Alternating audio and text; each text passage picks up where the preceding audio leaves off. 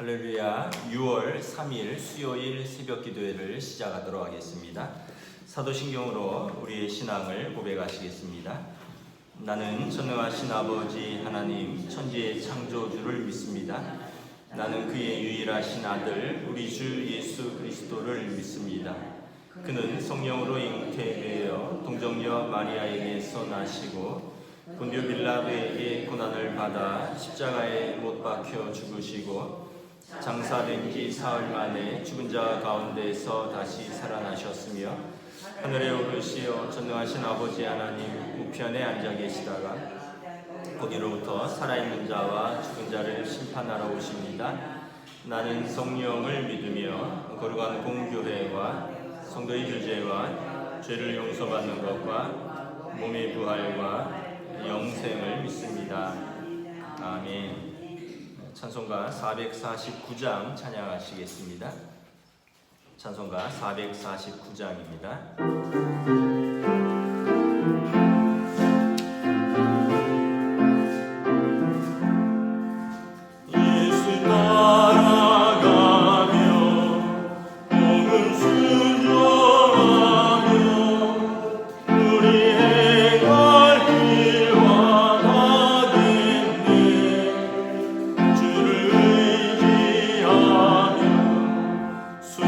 순종하는 자를 주가 늘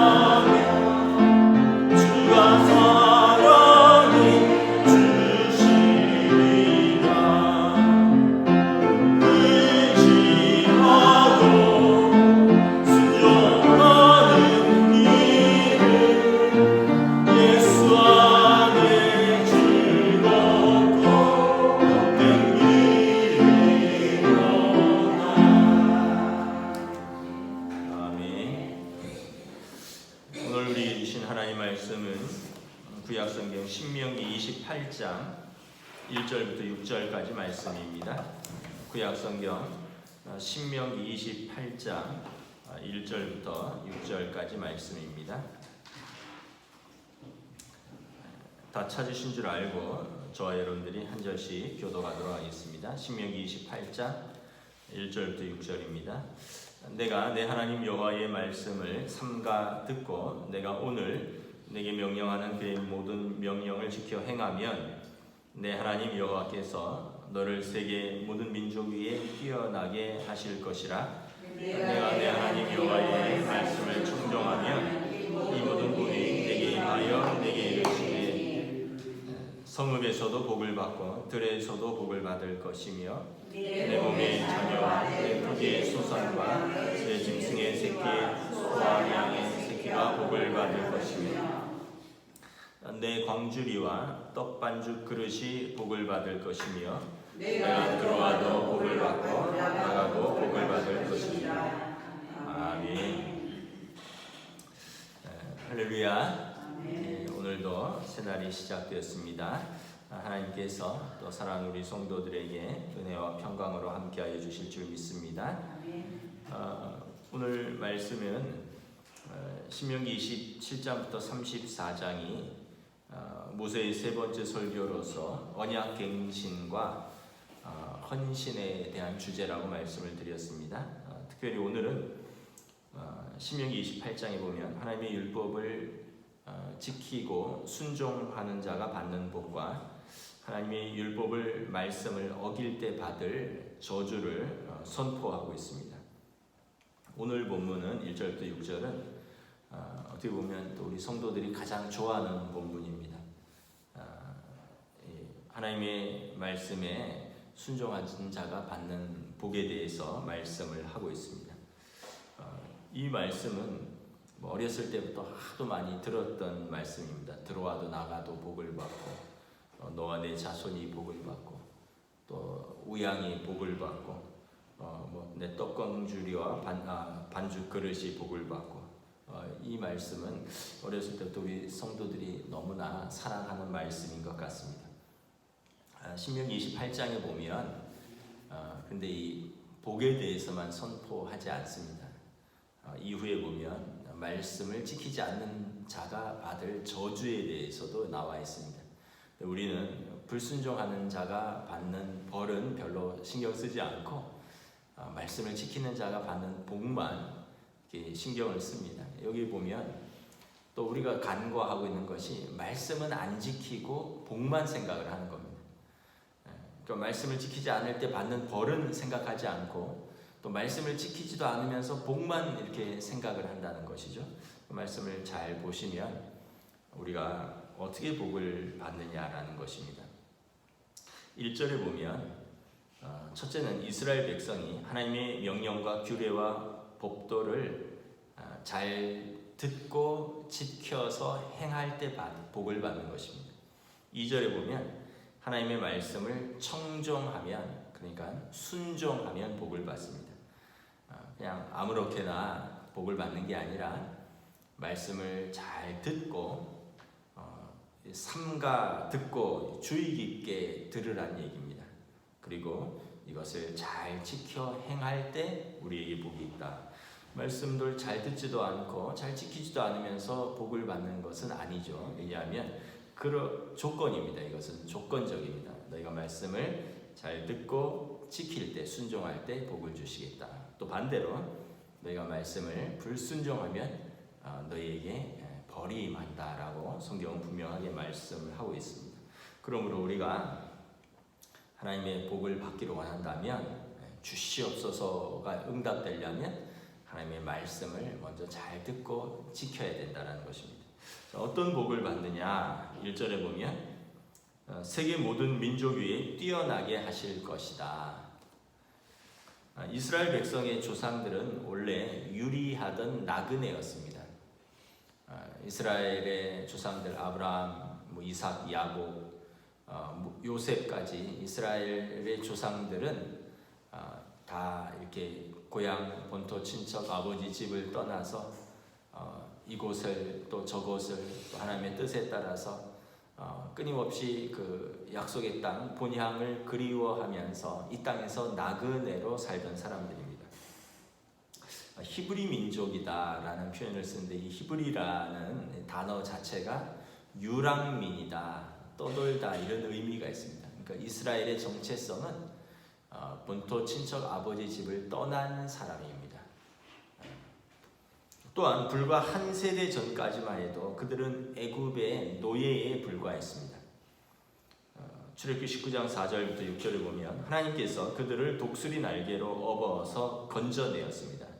그리고 모든 세계가 모든 민족이 하나님의 것이고 하나님께 속하였으나 이스라엘을 모든 민족 중에서 하나님의 소유, 제사장 나라, 거룩한 백성을 삼겠다고 약속하셨습니다. 이것도 조건적입니다. 그들이 하나님의 명령과 규례와 법도를 듣고 지켜 행할 때 그들이 하나님의 소유, 제사장 나라, 거룩한 백성이 되는 것입니다. 3절에 보면 성읍에서도 복을 받고 들에서도 복을 받을 것입니다. 그러니까 하나님의 백성은 어디에 있거나 하나님이 그와 함께 하시니 복을 받는 것입니다. 성읍은 거주지고 들은 성 밖입니다. 나가서도 복을 받는 것입니다. 4절에 보면 내 몸의 자녀와 내 토지의 소산과 내 짐승의 새끼와 소와 양의 새끼가 복을 받을 것입니다.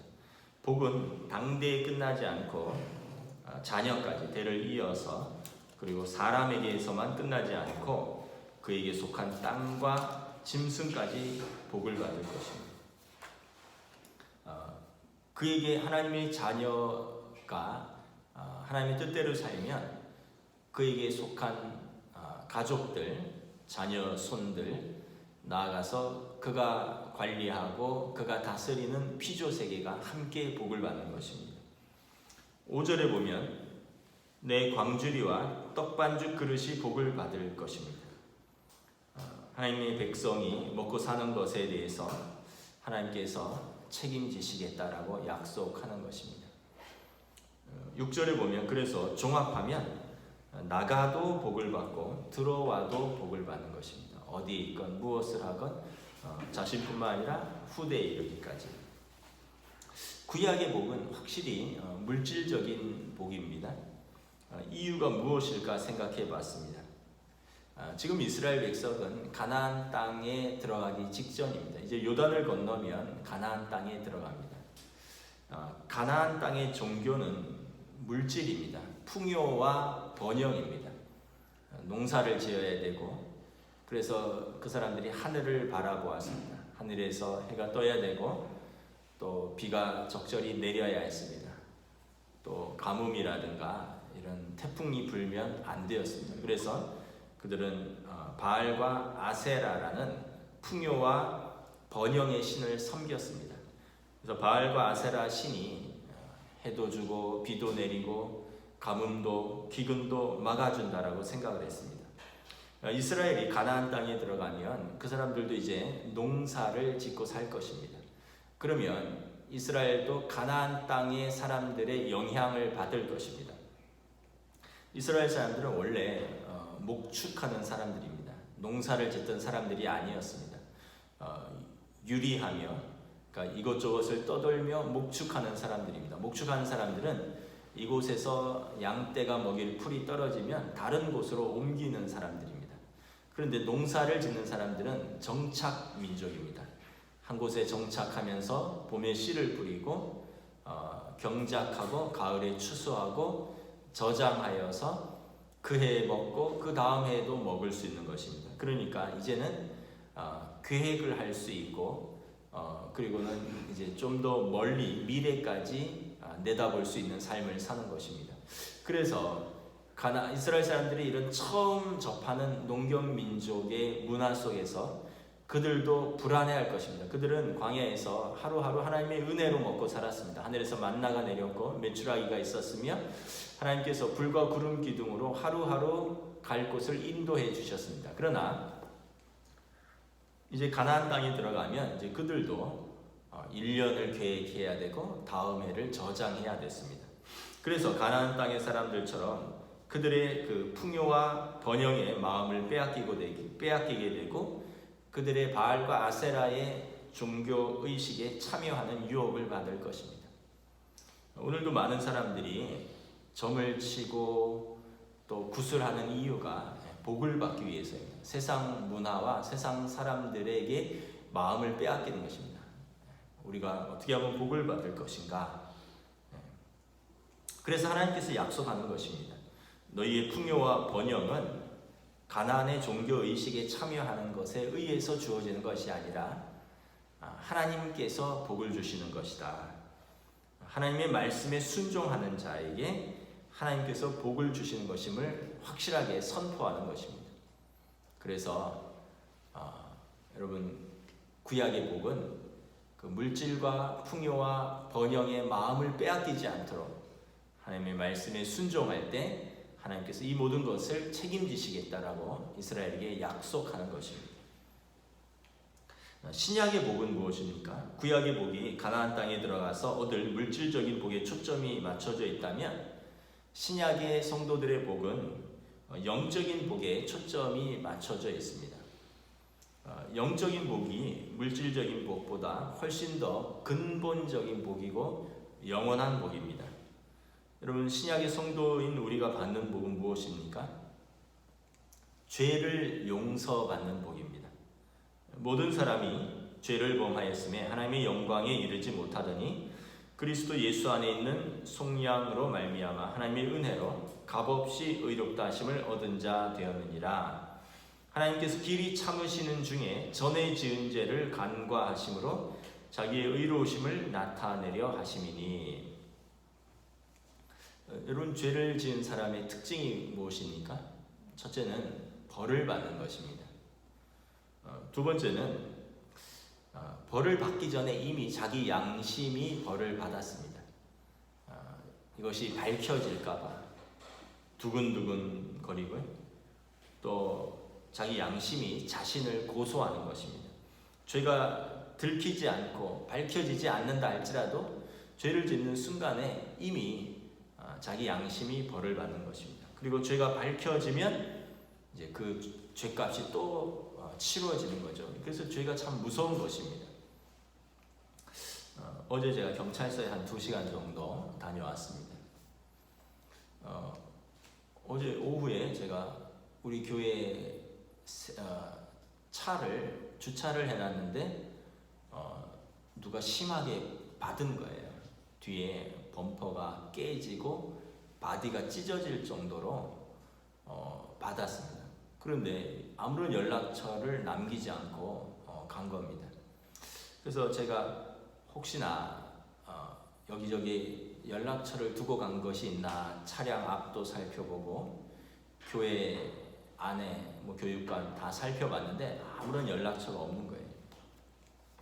또 우리 교회에서 차량부에서 혹시나 차를 쓰다가 혹시 사고가 났는데 말씀을 안 한 것이 아닐까 싶어서 주일날 차를 쓰신 분들에게 제가 다 전화를 해봤습니다. 우리 서명보 목사님, 또 차량부에는 홍정채 집사님, 또 저도 운전했기 때문에. 근데 다 아니라는 거예요. 그러면 이제 누가 차를 받고 간 거죠. 근데 그 정도 받은 거는 툭 해서 내가 몰랐습니다 라는 게 아니에요. 다른 차가 범퍼가 이렇게 뜯어지고 차 바디가 찢어질 정도면 굉장히 심하게 맞은 거죠.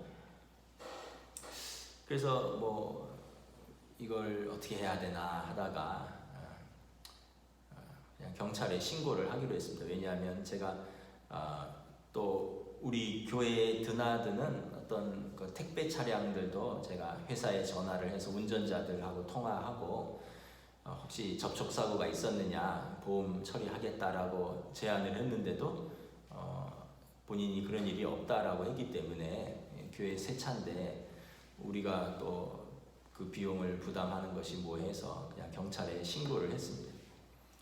경찰에 갔더니 이제 CCTV 블랙박스를 이렇게 한 3일치를 돌려보는데 빠르게 돌려도 너무 힘들더라고요.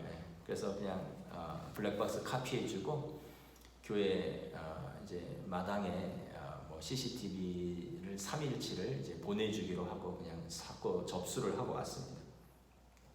근데 이제 그 한 2시간 동안 이제 경찰 교통사고 조사계에 있는데 사람들이 막 오고 가는 거예요. 어떤 두 사람이 시비가 붙어서 왔습니다.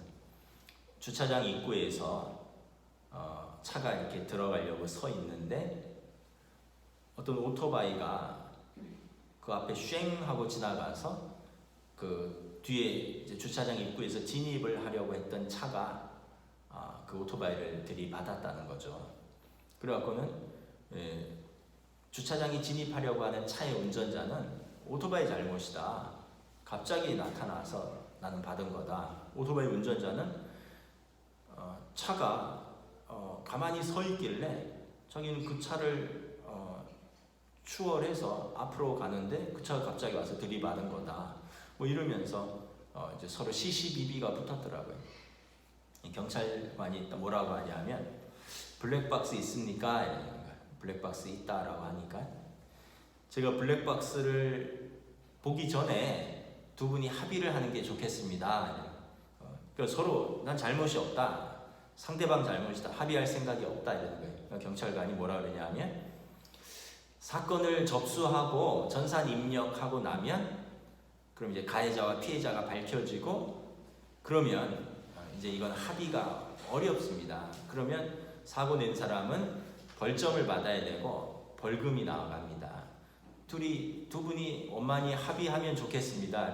근데 서로 잘못이 없다는 거예요. 그럼 알았다고 블랙박스 보자고.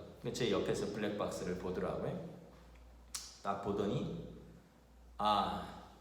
차량 운전자가 가해자입니다. 딱 이런 거예요. 그리고 차량 운전자는 억울하다는 거예요. 나는 이제 주차장 진입하려고 서 있는데 오토바이가 이렇게 나타나서 내가 이제 출발했는데 받았으니 오토바이가 갑자기 나타났으니까 잘못이 아니냐. 그러니까 이제 경찰관이 한 얘기가 전방 주시 의무가 있는데 차는 이렇게 서 있었지만 오토바이는 분명히 옆에 충분히 공간이 있었고 그래서 오토바이가 차가 서 있으니까 지나가는데 오토바이가 차 앞에 있었기 때문에 차가 늦게 출발했기 때문에 전방 주시 태만입니다. 그러면서 차량 운전자가 가해자입니다. 딱 이렇게 결론을 내버리더라고요. 그러니까 이제 가해자라 그러니까 보험에서 이제 다 해야 되잖아요. 그러니까 이제 경찰관님 그럼 우리가 합의를 보겠습니다 하니까 경찰관이 하는 말이 이미 사건이 접수됐고 전산 입력됐기 때문에 더 이상 이제 합의가 볼 수 없습니다. 당신이 가해자고 교통사고 무슨법 위반으로 벌점 15점에 벌금이 얼마 나올 겁니다. 그리고 보험회사에서 합의 보십시오 이러는 거예요. 그 사람이 이제 합의는 합의지만 이제 벌점하고 벌금도 나오니까 이제 이거를 무마시키려고 과실의 비율이 있을 거 아닙니까? 과실 비율을 따져주십시오 했더니 경찰이 뭐라 그러냐면 우리는 죄를 밝히는 사람이지 과실의 비율을 밝히는 사람이 아닙니다. 당신이 가해자고 저쪽이 피해자입니다. 과실의 비율은 보험회사에서 하십시오. 그러니까 경찰은 죄를 밝히는 사람들이라는 거죠. 죄가 밝혀지기 전에는 자기들끼리 합의도 볼 수 있고 또 처리도 할 수 있지만 경찰관이 일단 개입하게 되면 그 이후에는 합의는 추후의 문제고 누가 죄를 지었느냐, 누가 가해자냐, 누가 피해자냐만 밝힐 뿐이지 경찰관이 나서서 합의를 봐라, 과실이 몇 대 몇이다 이렇게 할 수 없다는 거예요. 그러니까 제가 느낀 게 이 죄라는 것은 이 경찰서로 넘어가는 순간에 끝나는 거구나. 경찰서나 법원에 검찰에 넘어가기 전에 이것을 합의를 봐야 되는구나. 제가 이게 굉장히 중요하다는 걸 잠깐이지만 느꼈습니다. 그러니까 어제 우리 차를 받은 사람도 우리 교회에 CCTV가 여러 대가 있어요. 그걸 잘 모르는 거죠. 이분이 만약에 메모를 남겼다면 그냥 보험 처리가 되면 끝날 것인데 메모도 남기지 않고 제가 추정되는 분에게 택배회사에 전화해서 당신이 접촉사고 했느냐 했는데 절대 아니다. 경찰에 신고하든지 마음대로 해라. 그래서 결국 신고가 된 거예요. 경찰까지 넘어가면 그 다음부터는 이제 죄만 밝히는 거예요. 여러분, 우리 모든 사람이 죄를 범하였습니다. 우리 모두는 하나님의 의로우신 재판장의 법정 앞에 서면 우리는 그 죄를 물을 것입니다. 사단은 우리 죄에 대해서 기소할 것입니다. 그런데 여기 예수님이 개입하셨습니다. 예수님이 하나님의 아들이시고 예수님이 우리의 대제사장이시고 우리의 중보자입니다. 중보자는 두 편 사이에 서서 중재하는 사람이라고 했습니다. 재판이 내려지기 전에 예수님이 하나님과 우리 사이에 서서 십자가에서 당신의 피로써 우리를 속량하셨습니다. 하나님과 우리 사이를 화목제물로 화해시키셨습니다. 그래서 우리가 우리 죄대로 다 심판을 받지 않고 하나님께서 우리의 지은 죄를 간과하심으로 넘어가시고 하나님과 우리 사이에 합의를 보신 것입니다. 예수님이 십자가에서. 그래서 하나님과 우리 사이를, 죄인인 우리와 하나님 사이를 중재하셨고 화해시키셨습니다. 그래서 우리로 하여금 하나님의 자녀가 되게 하셨고, 그래서 하나님의 자녀라면 또한 상속자니 하나님의 상속자여 그리스도와 함께한 상속자니라 하나님 나라를 유업으로 얻을 권세를 주셨습니다. 이 땅에서 뭐 소와 양이 복을 받고 뭐 떡반죽 그릇이 복을 받고 나가도 들어가도 복을 받고가 아니라 영원한 복을 우리에게 주셨습니다. 영원한 하나님 나라의 자녀로서 사는 복, 다시 아픔이 없고 다시 슬픔이 없고 다시 죽음이 없는, 다시 눈물이 없는 그곳에서 하나님이 우리 아버지가 되시고 우리가 그의 자녀가 되어서 영원토록 사는 복을 주셨습니다. 이것이 예수 믿고 하나님의 자녀가 얻는 복인 것입니다. 근데 우리는 그거는 별 관심이 없어요. 지금 떡반죽 그릇이 차야 되는 거예요. 지금 내 우양이 번성해야 되는 거예요. 나중은 모르겠다는 거예요. 그건 그때 가서 보자는 거죠. 좀 시야를 넓힐 필요가 있습니다. 믿음의 눈을 들어서 여러분 멀리 바라봐야 됩니다. 지금 당장도 중요하지만 우리가 의로우신 재판장 앞에 섰을 때 우리가 어떤 평가를 받을 것인가, 우리가 하나님 앞에서 어떤 대우를 받을 것인가, 하나님의 자녀로서 우리의 죄를 용서받고 하나님 나라를 상속받는, 그리고 영원히 하나님 나라에서 우리가 하나님 아버지와 함께 사는 복을 얻게 된 것입니다. 여러분, 이 복이 가장 큰 복인 줄 믿습니다. 기도하겠습니다. 하나님 은혜를 감사합니다. 오늘 신명기 28장에서 이스라엘이 하나님의 말씀을 삼가 듣고 잘 지켜 행할 때 어떠한 복을 받는가 하나님께서 선포하십니다. 이스라엘이 가나안 땅의 풍요와 번영에 마음이 빼앗겨서 그곳에서 우상에게 절하고 우상에게 복을 빌지 아니하도록 하나님께서 복을 주시는 분이시요, 하나님이 복을 주시기도 하고 벌을 주시기도 하는 분이라는 것을 분명하게 알려주십니다. 그러므로 너희의 마음을 빼앗기지 말고 우상에게 절하지 말고 하나님의 말씀을 삼가 지킬 때 너희가 그 복을 받을 것이라 선포합니다. 오늘 신약에서 우리가 예수 그리스도를 영접함으로 하나님의 자녀가 되는 복을 얻었습니다. 하나님의 자녀는 하나님 나라의 모든 권세를 상속받을 특권을 가졌습니다. 또한 예수님께서 우리 대신에 죄값을 치르심으로 하나님 앞에서 우리가 죄를 용서받았고 하나님과 우리 사이가 화해를 얻었고, 그래서 우리의 전에 지은 죄를 넘어가시겠다라고, 이것은 하나님의 의로우심을 보여주는 하나님의 복이라고 말씀을 합니다. 그러나 오늘 이 땅의 사람들은 가나안 땅의 사람들처럼 이 땅의 복만 생각합니다. 우리 죄에 대해서는, 죄 용서함에 대해서는, 하나님과의 화해에 대해서는, 내세의 하나님 나라에 대해서는 관심이 없고 그냥 지금 이 땅에 내 떡반죽 그릇에 복이 있는가만 바라보고 하나님 나라를 사모하지 못하는 이 땅의 많은 사람들을 바라봅니다. 이제 우리는 이 하나님의 자녀가 되었고 이 영원한 복을 받았으니 우리가 이 복을 놓지 말고 하나님의 말씀을 삼가 듣고 예수님을 영접한 하나님의 자녀로서 믿음으로 살아가는 저희들로 인도하여 주시옵소서. 감사를 드리오며 우리 주 예수 그리스도 이름으로 기도드리옵나이다. 아멘. 하늘에 계신 우리 아버지의 이름을 거룩하게 하시며 아버지의 나라가 오게 하시며 아버지의 뜻이 하늘에서와 같이 땅에서도 이루어지게 하소서. 오늘 우리에게 일용할 양식을 주시고 우리가 우리에게 잘못한 사람을 용서하여 준 것 같이 우리 죄를 용서하여 주시고 우리를 시험에 빠지지 않게 하시고 악에서 구하소서. 나라와 권능과 영광이 영원히 아버지의 것입니다. 아멘.